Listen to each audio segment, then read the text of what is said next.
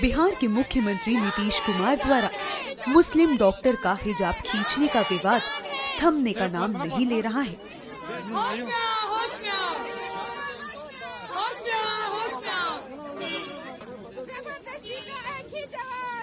नीतीश कुमार का विरोध सिर्फ बिहार में ही नहीं, पूरे देश में किया जा रहा है। नीतीश कुमार की हरकत की कड़ी निंदा करने के बाद कश्मीर की पूर्व मुख्यमंत्री महबूबा मुफ्ती की बेटी इल्तिजा मुफ्ती नीतीश के खिलाफ एफआईआर दर्ज कराने श्रीनगर के कोठीबाग थाने पहुंची है।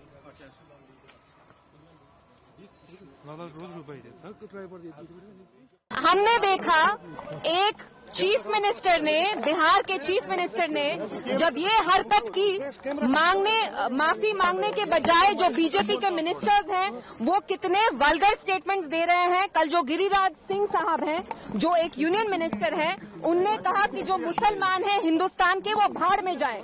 तो भाड़ में हम क्यों जाएं? अगर आप हमारी औरतों का नकाब और हिजाब अगर आपने छुआ, you please be ready for the consequences and I am here today because मैं एक FIR फाइल करना चाहती हूँ against the Bihar Chief Minister Nitish Kumar साहब। Instead of being apologetic, उनकी party BJP, they want to basically justify what he did and which is extremely wrong. It is criminal.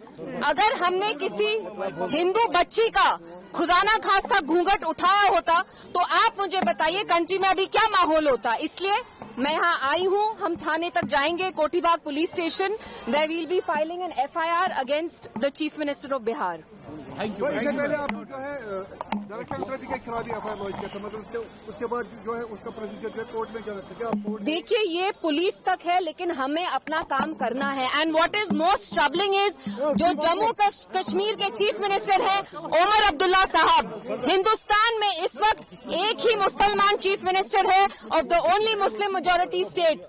जब नीतीश साहब ने ये इनडिसेंट एक्ट किया, हमने देखा ओमर साहब ने 2 दिन तक स्टेटमेंट तक नहीं दिया, और जब ओमर साहब ने स्टेटमेंट दिया वो नीतीश साहब की जो गंदी हरकत थी उनको जस्टिफाई कर रहे थे। तो आप देख रहे हैं यहाँ जो चीफ मिनिस्टर हैं हमारे, जो मुसलमान हैं, मुसलमान होने के बावजूद जो हमारी मुसलमान बच्चियां हैं, माएं हैं, बहनें हैं, वो उनकी प्रोटेक्शन, उनकी हिफाजत करना ही नहीं चाहते। इसलिए I felt it is my duty as a young Muslim woman to come here today to express solidarity with this doctor and also make sure that the dignity and identity of our Muslim women, and not just Muslim women, all women across India, we have the right to choose what we want to wear with our hair, with our heads held high.